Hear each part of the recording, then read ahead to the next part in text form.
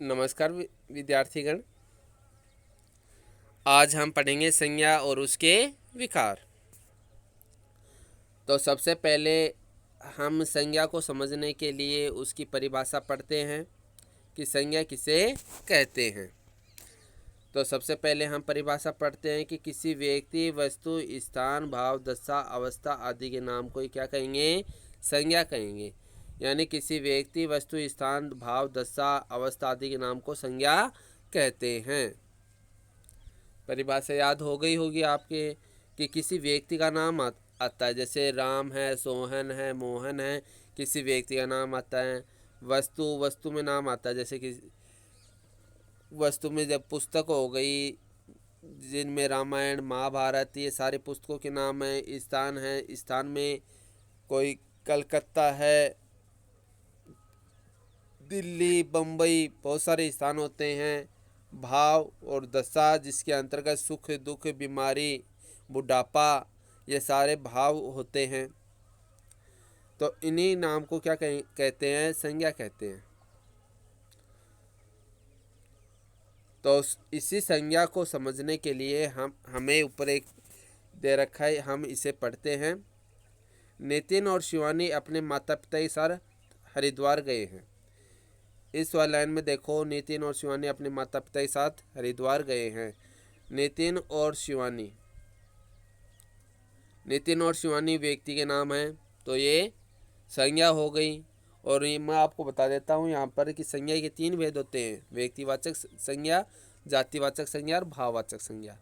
अब इसको आपने पहले ही पढ़ा है, आज फिर से ध्यान से देखना है आपको कि व्यक्तिवाचक संज्ञा, नितिन और शिवानी नाम आया है, तो ये किस में आएंगे? व्यक्तिवाचक संज्ञा में। माता पिता, माता पिता शब्द है, ये जातिवाचक संज्ञा हो गई। और हरिद्वार, हरिद्वार है, ये व्यक्तिवाचक संज्ञा में आएगा। क्यों? क्योंकि स्थान का नाम है, और स्थान का नाम होता है वो व्यक्तिवाचक संज्ञा के अंतर्गत ही आता है। वे जनशताब्दी एक्सप्रेस से गए हैं। कौन से एक्सप्रेस से? जनशताब्दी एक्सप्रेस से। एक रेलगाड़ी का नाम है ये जनशताब्दी एक्सप्रेस। तो ये भी कौन सी संज्ञा हो गई? यहाँ पर व्यक्तिवाचक संज्ञा हो गई। वहाँ पर उन्होंने सभी प्रसिद्ध मंदिरों के दर्शन किए। मंदिरों शब्द में कौन सी संज्ञा है? तो मंदिरों शब्द में जातिवाचक संज्ञा है, क्योंकि यहाँ पर किसी मंदिर का नाम नहीं दे रखा, किसी मंदिर का नाम नहीं दे रखा, तो ये कौन संज्ञा हो गई? जातिवाचक संज्ञा हो गई। फिर वे चंडी देवी और मनसा देवी दर्शन करने के लिए पहाड़ों पर चढ़े। चंडी देवी और मनसा देवी, यहाँ पर देवी के नाम आए हैं, इस कारण ये चंडी देवी और मनसा देवी कौन सी संज्ञा हो गई? व्यक्तिवाचक संज्ञा हो गई। पहाड़ों, इसमें संपूर्ण जाति का बोध हो रहा है, तो पहाड़ों शब्द में जातिवाचक संज्ञा हो जाएगी। लौटते समय उन्होंने हर की पौड़ी पर स्नान किया। कौन सी पौड़ी पर? हर की पौड़ी। हर की पौड़ी एक स्थान का नाम आ गया, और स्थान का नाम किस में आएगा? संज्ञा के अंतर्गत आएगा। और इसमें नाम दे रखा हर की पौड़ी, तो ये कौन सी संज्ञा है? व्यक्तिवाचक संज्ञा है। और गरीब लोगों को धन भी दान किया। और धन शब्द क्या है? संज्ञा है। कौन सी संज्ञा है? जातिवाचक संज्ञा है। तो मैंने आपको बताया कि इसके अंतर्गत यही बताया गया है कि किसी व्यक्ति का नाम आ जाए, चाहे किसी स्थान का नाम आ जाए, चाहे किसी देवी या देवताओं के नाम आते हैं, तो पर्वतों के नाम आते हैं, स्थान का नाम आता है, तो ये सारे किस में आ जाएंगे? संज्ञा के अंतर्गत आएंगे। ठीक है। और जहाँ बात आती है संज्ञा के भेद की कि व्यक्तिवाचक संज्ञा कौन सी होती है, जातिवाचक कौन सी होती है, भाववाचक कौन सी होती है, उसकी जानकारी भी आपको यहाँ पर बताएंगे।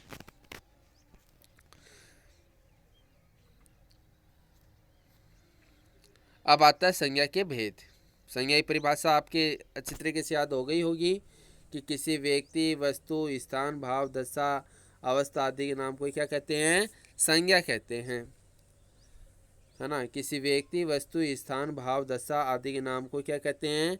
संज्ञा कहते हैं। ऊपर वाला जो पैराग्राफ हमने पढ़ा था, इसके अंतर्गत आपने समझा होगा कि संज्ञा किसे कहते हैं। इसमें व्यक्तियों के नाम आए, स्थान का नाम इसमें आया है, तो इन्हीं को हम क्या कहेंगे, संज्ञा कहेंगे।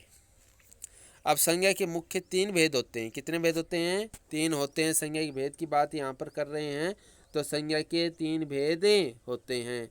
कौन से 3 भेद होते हैं? व्यक्तिवाचक संज्ञा, जातिवाचक संज्ञा और भाववाचक संज्ञा, ये 3 भेद होते हैं। जहाँ बात करते हैं व्यक्तिवाचक संज्ञा की, तो जो संज्ञा शब्द किसी व्यक्ति, वस्तु, स्थान आदि विशेष नाम का बोध कराते हैं उन्हें व्यक्तिवाचक संज्ञा कहते हैं।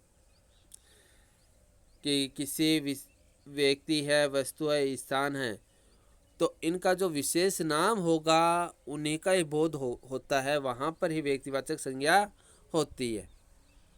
तो किसी व्यक्ति, वस्तु, स्थान के विशेष नाम का बोध कराते हैं उन्हें व्यक्तिवाचक संज्ञा कहते हैं।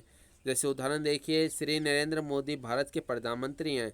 श्री नरेंद्र मोदी व्यक्ति का नाम आया है, हमारे देश के प्रधानमंत्री का नाम है, किसी व्यक्ति का नाम है, तो ये हो गया व्यक्तिवाचक संज्ञा। भारत, विश्व में बहुत सारे देश हैं, उन्हीं देशों में अपना देश का नाम आया है भारत, तो भारत अपने देश का नाम है, इस कारण ये कौन संज्ञा हो गई? व्यक्तिवाचक संज्ञा।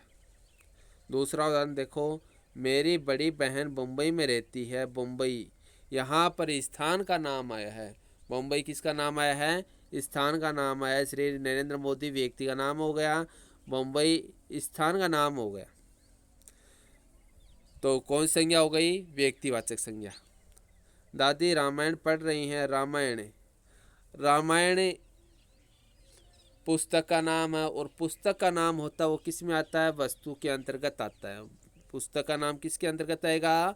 वस्तु के अंतर्गत आएगा। तो यहाँ पर इन सब के नाम का ही बोध हो रहा है, इन सब के नाम का बोध हो रहा है। किसके नाम का? व्यक्ति है, वस्तु है या स्थान है, इन्हीं के ही विशेष नाम का बोध हो रहा है, इसलिए कौन संज्ञा हो गई? व्यक्तिवाचक संज्ञा। उपयुक्त वाक्यों में श्री नरेंद्र मोदी, भारत, मुंबई, रामायण शब्द किसी व्यक्ति, स्थान तथा वस्तु विशेष का बोध करा रहे हैं, ये शब्द व्यक्तिवाचक संज्ञाएं हैं।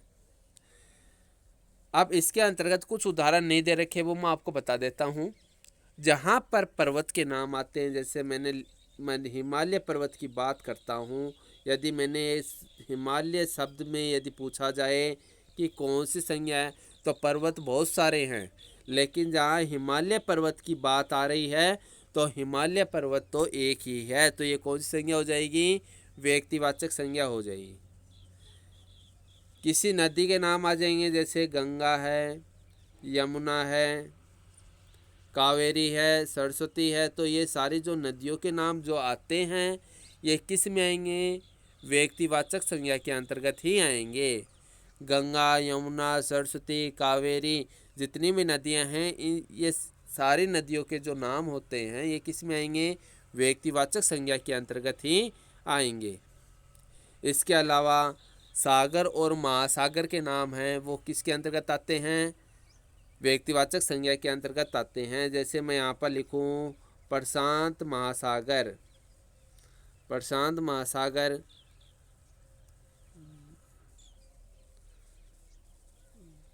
है ना, प्रशांत महासागर,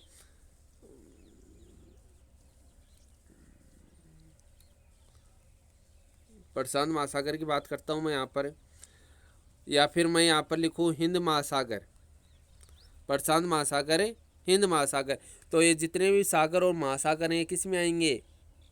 व्यक्तिवाचक संज्ञा के अंतर्गत आते हैं। तो हमेशा ध्यान रखना, जहाँ पर भी आपको किसी नदी का नाम दे दिया जाए, किसी सागर या महासागर का नाम दे दिया जाए, तो वो किसके अंतर्गत आएंगे? व्यक्तिवाचक संज्ञा के अंतर्गत ही आएंगे। इसमें अब आपको कुछ अलग बता रहा हूँ मैं। यहाँ पर व्यक्तिवाचक संज्ञा की परिभाषा दे रखी है, आपको याद हो गई होगी कि किसी व्यक्ति, वस्तु या स्थान के विशेष नाम का बोध होता है उसे व्यक्तिवाचक संज्ञा कहते हैं। यहाँ पर श्री नरेंद्र मोदी व्यक्ति का नाम है, भारत अपने देश का नाम है, मुंबई स्थान का नाम है, रामायण पुस्तक का नाम है, तो यहाँ पर ये कौन सी संज्ञा हो जाएंगी? व्यक्तिवाचक संज्ञा हो जाएंगी।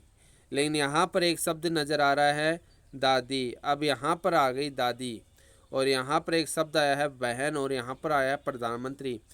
ये इनमें भी संज्ञा शब्द हैं, लेकिन ये अपन दूसरा जो भेद पढ़ रहे हैं जातिवाचक संज्ञा, तो प्रधानमंत्री, बहन और दादी शब्द में जातिवाचक संज्ञा है। मैं इसमें आपको ये भी बता देता हूँ इसमें जातिवाचक संज्ञा क्यों है। क्योंकि प्रधानमंत्री शब्द में यानी प्रधानमंत्री की बात देखिए, प्रधानमंत्री अपने देश में बहुत सारे प्रधानमंत्री हुए हैं। तो कौन से प्रधानमंत्री की बात हो रही है? श्री नरेंद्र मोदी की बात हो रही है। यहाँ पर श्री नरेंद्र मोदी व्यक्ति का नाम हो गया, इसलिए यहाँ पर तो व्यक्तिवाचक संज्ञा है। ले प्रधानमंत्री शब्द में कौन संज्ञा हो गई? जातिवाचक संज्ञा। क्यों? अपने देश में बहुत सारे प्रधानमंत्री हुए हैं। बम्बई में कौन संज्ञा है? व्यक्तिवाचक संज्ञा है। लेकिन यहाँ पर बहन तो क्या है? बहुत सारी बहनें हैं, सबकी बहनें हैं। तो यहाँ पर बहन शब्द में कौन संज्ञा हो गई? जातिवाचक संज्ञा। रामायण है ये पुस्तक का नाम है, इसलिए कौन सी संज्ञा है? व्यक्तिवाचक संज्ञा। लेकिन दादी शब्द है, ये कौन सी संज्ञा हो गई? जातिवाचक संज्ञा। क्योंकि दादी का नाम नहीं दे रखा, इसमें किसी व्यक्ति, वस्तु या स्थान के विशेष नाम का बोध होता है, उसे व्यक्तिवाचक संज्ञा कहते हैं। लेकिन दादी शब्द में जातिवाचक संज्ञा हो गए। मैं आपको ये क्यों बताया? क्योंकि अब दूसरा जो भेद पढ़ने जा रहे हैं वो जातिवाचक संज्ञा का ही पढ़ने जा रहे हैं। और जातिवाचक संज्ञा के अंतर्गत भी कुछ शब्द में या कुछ नाम ऐसे आएंगे जो व्यक्तिवाचक संज्ञा से संबंधित होंगे। देखो, जातिवाचक संज्ञा किसे कहते हैं? जो शब्द किसी प्राणी, वस्तु अथवा स्थान की संपूर्ण जाति का बोध कराते हैं, वे जातिवाचक संज्ञा कहलाते हैं। परिभाषा को ध्यान से समझना। प्राणी तो किस में आएगा? व्यक्ति में आएगा। वस्तु होगी और स्थान है, इन सब की संपूर्ण जाति का बोध कराते हैं, वे जातिवाचक संज्ञा कहलाते हैं। अब मैं आपको बता देता हूँ, अच्छी तरीके से आपकी याद हो जाएगी व्यक्तिवाचक संज्ञा और जातिवाचक संज्ञा की परिभाषा। व्यक्तिवाचक संज्ञा के अंतर्गत तो किसी विशेष व्यक्ति के नाम का बोध होता है। किसी व्यक्ति, वस्तु अथवा स्थान, ये तीनों नाम व्यक्तिवाचक संज्ञा के अंतर्गत भी पढ़े थे और जातिवाचक संज्ञा के अंतर्गत भी पढ़ रहे हैं। प्राणी किस में आता है? व्यक्ति कह दो चाहे प्राणी कह दो, एक ही बात है। वस्तु अथवा स्थान, अब जिसमें विशेष नाम का बोध होगा ना इनका, तो वो तो किस में आ जाएगी? व्यक्तिवाचक संज्ञा के अंतर्गत आ जाएगी। देखो अभी बताता हूँ आपको दोनों में क्या अंतर होता है, किस प्रकार से आपको परिभाषा याद करनी है। इसमें भी व्यक्ति, वस्तु और स्थान का नाम दे रखा है और इसमें व्यक्ति, वस्तु और स्थान का नाम दे रखा है। लेकिन व्यक्तिवाचक संज्ञा के अंतर्गत तो विशेष नाम का बोध होगा, लेकिन जातिवाचक संज्ञा के अंतर्गत संपूर्ण जाति का बोध होगा। ध्यान में रखना है आपको इस बात को कि जहाँ पर किसी व्यक्ति, वस्तु, स्थान के विशेष नाम का बोध होगा उसे व्यक्तिवाचक संज्ञा कहेंगे, और जिसमें किसी व्यक्ति, वस्तु अथवा स्थान की संपूर्ण जाति का बोध होगा उसे जातिवाचक संज्ञा कहेंगे। समझ में आ गई होगी आपके पास। जहाँ पर मैं नाम लूँ नदी का, नदियाँ, कि भारत में नदियाँ बहती हैं, नदियाँ, अब नदियाँ जो शब्द नाम लिया वो जातिवाचक संज्ञा आ गया।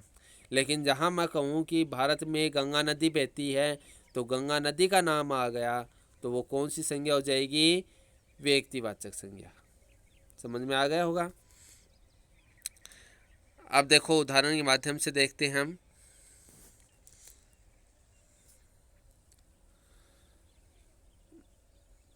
तो एक बार फिर से परिभाषा ध्यान से देख लो आप कि जो शब्द किसी प्राणी, वस्तु या स्थान की संपूर्ण जाति का बोध कराते हैं वे जातिवाचक संज्ञा कहलाते हैं। दादी व्रत में फल खाती हैं। दादी का नाम नहीं आया, तो ये कौन संज्ञा हो गई? जातिवाचक संज्ञा।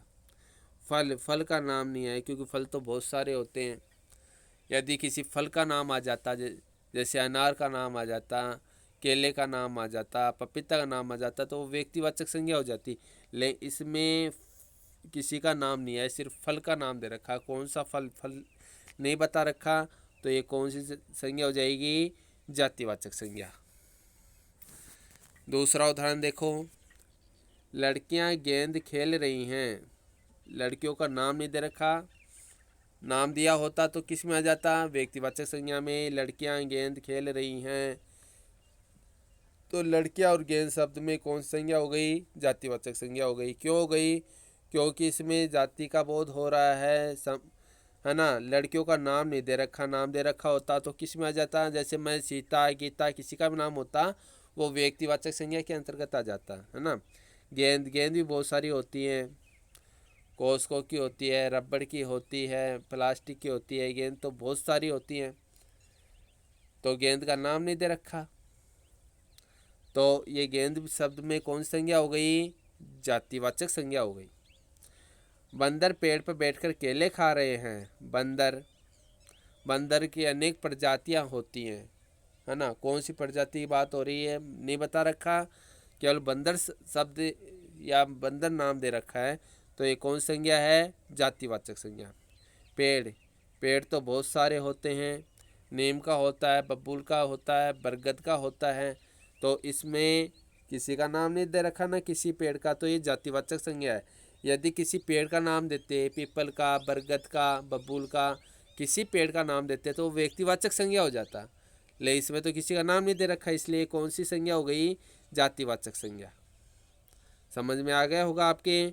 व्यक्तिवाचक संज्ञा और जातिवाचक संज्ञा में अंतर भी आपको समझ में आ गया होगा, क्या अंतर है। जातिवाचक संज्ञा में तो क्या है, किसी व्यक्ति, वस्तु अथवा स्थान की संपूर्ण जाति का बोध होता है।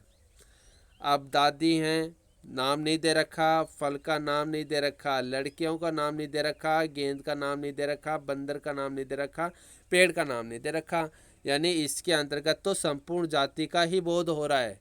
किसी विशेष जाति का बोध ना करा करके संपूर्ण जाति का ही इसमें बोध हो रहा है, और जिसमें संपूर्ण जाति का बोध होगा वो कौन सी संज्ञा हो जाएगी, जातिवाचक संज्ञा। संपूर्ण जाति का बोध, देखो दादी, फल, फल बहुत सारे हैं, बहुत सारे फल हैं, दादी का नाम नहीं दे रखा, नाम नहीं दे रखा ना, दादी का क्या नाम है, नाम नहीं दे रखा। फल है, फल बहुत सारे होते हैं, इसलिए फल शब्द क्या हो गया, जातिवाचक संज्ञा हो गया। यदि इस फल में अनार या सेब या आम का नाम होता तो कौन संज्ञा हो जाती, व्यक्तिवाचक संज्ञा हो जाती, लेकिन इसमें जातिवाचक संज्ञा होगी। लड़कियां, लड़कियां शब्द में जातिवाचक संज्ञा है, क्यों, क्योंकि इसमें किसी लड़की का नाम नहीं दे रखा, संपूर्ण जाति का बोध हो गया लड़कियां शब्द में। यदि सीता गीता रीना किसी का नाम होता तो वो व्यक्तिवाचक संज्ञा हो सकती थी, लेकिन इसमें तो किसी का नाम ही नहीं दे रखा, तो इसमें संपूर्ण जाति का ही बोध हो रहा है, तो ये जातिवाचक संज्ञा हो गई। गेंद, गेंद शब्द है, जातिवाचक संज्ञा है, क्यों है, क्योंकि इसमें गेंद में सभी गेंदें शामिल हो गई, प्लास्टिक की, रबड़ की। यदि अलग गेंद का नाम देते, यदि प्लास्टिक की गेंद का नाम लेते या रबड़ की गेंद का नाम लेते तो वो किसी में हो जाती, व्यक्तिवाचक संज्ञा के अंतर्गत हो जाती, लेकिन गेंद शब्द में तो सभी गेंदें शामिल हो गई, तो ये यहाँ पर कौन संज्ञा है, जातिवाचक संज्ञा। बंदर, बंदर की अनेक प्रजातियां हैं, पेड़ हैं वो भी अनेक होते हैं, तो इस कारण ये कौन संज्ञा है, जातिवाचक संज्ञा है। अब समझ में आ गई होगी कि व्यक्तिवाचक संज्ञा और जातिवाचक संज्ञा में क्या अंतर होता है। तो इसमें क्या बताया रखा है कि इन वाक्यों में दादी, फल, लड़कियां, गेंद, बंदर तथा पेड़ शब्द किसी व्यक्ति या वस्तु विशेष का नहीं बल्कि उनकी संपूर्ण जाति का बोध करा रहे हैं, ये सब जातिवाचक संज्ञाएं हैं। तो इसमें ध्यान में रखना, यदि किसी व्यक्ति, वस्तु या स्थान के विशेष नाम का बोध होगा ना, विशेष नाम का बोध होगा, वो व्यक्तिवाचक संज्ञा हो जाएगी, लेकिन इसमें विशेष नाम का बोध नहीं करा रहे बल्कि किसका बोध करा रहे, जहाँ पर इन्हीं व्यक्ति, वस्तु, स्थान की संपूर्ण जाति का बोध होता है ना, तो वो जातिवाचक संज्ञा होती है। समझ में आया होगा आपके। आगे आता है अब जातिवाचक संज्ञा के भेद। जातिवाचक संज्ञा के दो भेद बताए गए हैं, द्रव्यवाचक संज्ञा और समूहवाचक संज्ञा। द्रव्यवाचक संज्ञा और समूहवाचक संज्ञा, तो इनके बारे में पढ़ते हैं, द्रव्यवाचक संज्ञा और समूहवाचक संज्ञा के बारे में। द्रव्यवाचक संज्ञा, जिन संज्ञा शब्दों से किसी द्रव्य या पदार्थ का बोध हो उन्हें द्रव्यवाचक संज्ञा कहते हैं। कि इसमें द्रव्य में क्या होता है, द्रव्य में जो तरल पदार्थ होते हैं ना वो आते हैं, ठीक है ना, द्रव्य में, और एक होता है पदार्थ। पदार्थ में जैसे कोयला है, लकड़ी है, ये सारे पदार्थ के अंतर्गत आते हैं। वो धातु हो गया, वो पदार्थ के अंतर्गत आ जाएगा, है ना। धातु भी पदार्थ के अंतर्गत आते हैं। और जो तरल चीज़ें होती हैं, पानी है, तेल है, जिनको हम लीटर में नापते हैं, तो वो द्रव्य में आते हैं। उदाहरण देखो द्रववाचक संज्ञा के। लकड़ी जलाने के काम आती है, लकड़ी। तो लकड़ी की कौन सी संज्ञा हो गई? द्रव्यवाचक संज्ञा हो गई। क्यों? क्यों लकड़ी क्या है? पदार्थ है। गिलास में ठंडा पानी है, पानी क्या है? द्रव्य है। तो पानी शब्द कौन सा हो गया? द्रव्यवाचक संज्ञा। कोयला खान में पाया जाता है, कोयला क्या है? पदार्थ है। तो कोयला क्या हो जाएगा? द्रव्यवाचक संज्ञा हो जाएगा। ये कौन सी संज्ञा के भेद हैं? द्रव्यवाचक संज्ञा और समूहवाचक संज्ञा जातिवाचक संज्ञा के भेद हैं। हालांकि परीक्षा में ये कम ही पूछे जाते हैं, नहीं पूछे जाते, लेकिन फिर भी हमें ध्यान रखने की आवश्यकता है कि द्रव्यवाचक संज्ञा और समूहवाचक संज्ञा किसे कहते हैं। तो द्रव्यवाचक संज्ञा तो वो होगी जिसमें किसी द्रव्य या पदार्थ का बोध होता है ना। और द्रव्य आप समझ गए होंगे, द्रव्य किसे कहते हैं? द्रव्य में आते हैं जो तरल पदार्थ होते हैं, जैसे पानी है, घी है, तेल है, ये द्रव्य में आते हैं। और पदार्थ में क्या होता है? जैसे कोयला हो गया, लकड़ी हो गई, धातु हो गए, ये पदार्थ के अंतर्गत आते हैं। तो जब इन्हीं का बोध होगा उस संज्ञा को कहेंगे द्रव्यवाचक संज्ञा। दूसरा आता है समूहवाचक संज्ञा। समूहवाचक संज्ञा किसे कहते हैं? तो जिन संज्ञा शब्दों से व्यक्ति, वस्तु अथवा प्राणियों के समूह का बोध हो उन्हें समूहवाचक संज्ञा कहते हैं। कि किसी व्यक्ति, वस्तु और प्राणियों के समूह का बोध होता है, व्यक्ति, वस्तु अथवा प्राणियों के समूह का बोध होता है, उन्हें समूहवाचक संज्ञा कहते हैं। छात्र कक्षा में पढ़ रहे हैं, छात्र तो समूह का बोध हो गया ना, क्योंकि कक्षा में छात्र कक्षा में पढ़ रहे हैं। क्रिया से देखो, पढ़ रहे हैं बहुवचन में आ रही क्रिया, यानी छात्र क्या हैं? बहुत सारे हैं। तो वो बहुत सारे छात्र किसका बोध हो गया? समूह का बोध हो गया। मैं एक बड़े परिवार में रहता हूँ। कैसे परिवार में? बड़े परिवार में। तो बड़े परिवार मतलब उस घर में रहने वाले सदस्यों की संख्या क्या है? बहुत ज़्यादा है। तो इसमें भी समूह का बोध हो गया। भारतीय सेना बहुत पराक्रमी है। तो सेना किसी व्यक्ति से तो नहीं बनती, बहुत सारे व्यक्ति इकट्ठे होते हैं, उनसे सेना बनाई जाती है। तो सेना ये समूहवाचक संज्ञा हो गई। तो जिसमें किसी व्यक्ति, वस्तु अथवा प्राणियों के समूह का बोध होता है ना, उससे समूहवाचक संज्ञा कहते हैं। अब आप समझ गए होंगे कि द्रव्यवाचक संज्ञा और समूहवाचक संज्ञा में क्या अंतर होता है। समझ गए होंगे कि द्रव्यवाचक संज्ञा में तो सिर्फ द्रव्य या पदार्थ का बोध होगा, लेकिन समूहवाचक संज्ञा में व्यक्ति, वस्तु और प्राणियों के समूह का बोध होता है।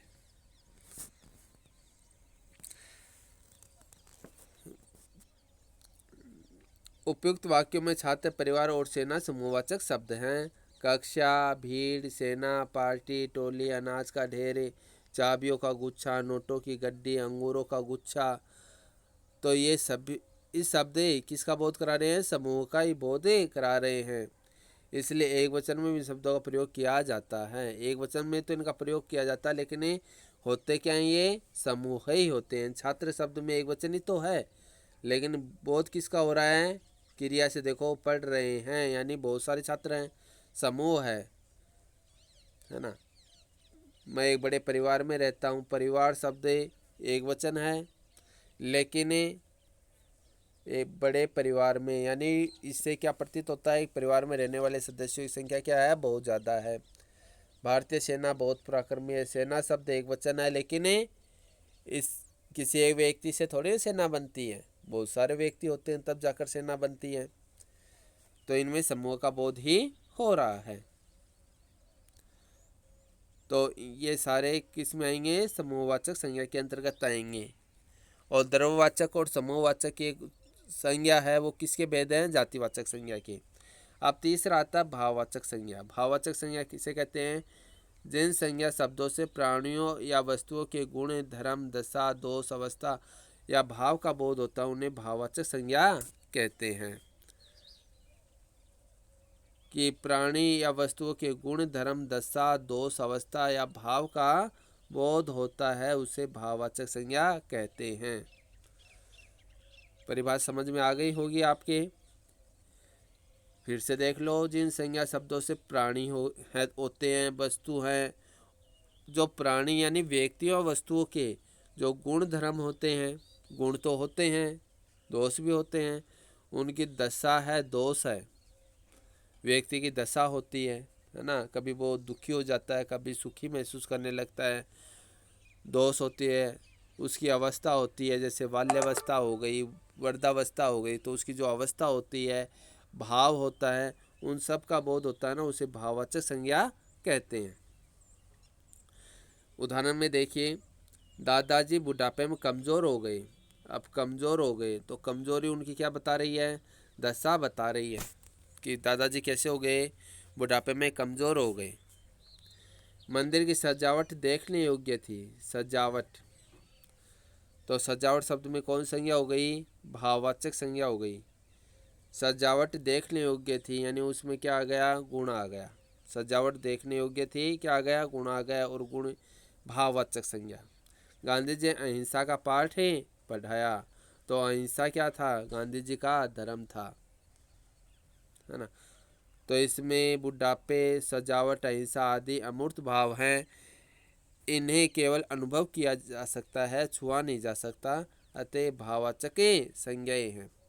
इसके अलावा मैं आपको बता देता हूँ, इसमें नहीं दे रखा, मैं आपको बताता हूँ कि इससे भाववाचक संज्ञा के अंतर्गत जो अपने जो व्यक्तिवाचक संज्ञा होती हैं, जो विशेषण होते हैं, उनके आगे प्रत्यय लगाने पर, प्रत्यय तो आप जानते हो कि मूल शब्द के पीछे जुड़ते हैं, मूल शब्द के पीछे जुड़ते हैं, तो इनमें हम प्रत्यय जोड़ देते हैं, तो वो किस में बदल जाएगी?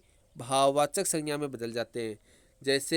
जैसे मैं यहाँ पर लिखता हूँ दुख, मैंने लिख दिया दुख, और इसी दुख को में प्रत्यय जोड़ दिया, ई प्रत्यय। कौन सा प्रत्यय जोड़ दिया? ई, और ई प्रत्यय जुड़ने पर हो गया दुखी। तो दुख शब्द में विशेषण शब्द है, लेकिन दुखी शब्द में ये कौन संज्ञा हो जाएगी? भाववाचक संज्ञा हो जाएगी। दुखी शब्द भाववाचक संज्ञा। ऐसे ही मैं लिखूं अच्छा, या अच्छा, अच्छा शब्द विशेषण शब्द है, लेकिन मैं दूसरा शब्द लिखूं अच्छाई, और दूसरा अच्छा लिखा है और मैं दूसरा शब्द लिखता हूँ अच्छाई, इसमें मैंने ई प्रत्यय जोड़ दिया, और ई प्रत्यय जुड़ने पर ये किसे बदल गया? भाववाचक संज्ञा में। ऐसे ही मानव शब्द, मानव शब्द क्या है? मानव शब्द क्या है? जातिवाचक संज्ञा है, और जातिवाचक संज्ञा में मैं ता प्रत्यय जोड़ देता हूँ तो ये हो जाएगा मानवता। तो ता प्रत्यय जोड़ने पर ये कौन संज्ञा हो गई? भाववाचक संज्ञा हो गई। मानवता शब्द कौन संज्ञा हो गई? भाववाचक संज्ञा हो गई। तो जो भी व्यक्तिवाचक संज्ञा है या विशेषण शब्द हैं, उनके बाद में हमें जो प्रत्यय जोड़ देते हैं, तो उस प्रत्यय जुड़ने पर वो कौन संज्ञा में बदल जाएगा? भाववाचक संज्ञा में। जैसे अपना शब्द है, अपना, और इसी अपना में मैं यहाँ पर पने शब्द प्रत्यय जोड़ दिया, पने प्रत्यय जोड़ दिया। जो प्रत्यय होते हैं ना वो पीछे जुड़ते हैं, मैंने पन प्रत्यय जोड़ दिया, तो ये कौन सी संज्ञा हो गई? भाववाचक संज्ञा हो गई। गुरु शब्द, गुरु, गुरु शब्द कौन सा है? जातिवाचक संज्ञा है। गुरु शब्द जातिवाचक संज्ञा है, लेकिन मैंने इसमें तब प्रत्यय जोड़ दिया तो ये हो गया गुरुत्व है, और गुरुत्व शब्द में कौन सी संज्ञा हो गई? भाववाचक संज्ञा हो गई। तो जिससे व्यक्तिवाचक संज्ञा में या जातिवाचक संज्ञा में या विशेषण शब्द में जब हम प्रत्यय जोड़ देंगे तो वो किस में बदल जाएगा? भाववाचक संज्ञा में बदल जाएगा। समझ में आ गया होगा आपके कि व्यक्तिवाचक संज्ञा, जातिवाचक संज्ञा हो चाहे विशेषण शब्द हो, उनके अंतर्गत हम जब प्रत्यय जोड़ देते हैं तो प्रत्यय जोड़ने के कारण वो की कौन संज्ञा में बदल जाएगा? भाववाचक संज्ञा में। जो अभी उदाहरण बताए थे आप उसके माध्यम से समझ गए होंगे कि अच्छा शब्द है, विशेषण शब्द है, और उसमें ई प्रत्यय जोड़ने पर कौन सा बन गया? अच्छाई। और अच्छाई में कौन संज्ञा हो गई? भाववाचक संज्ञा।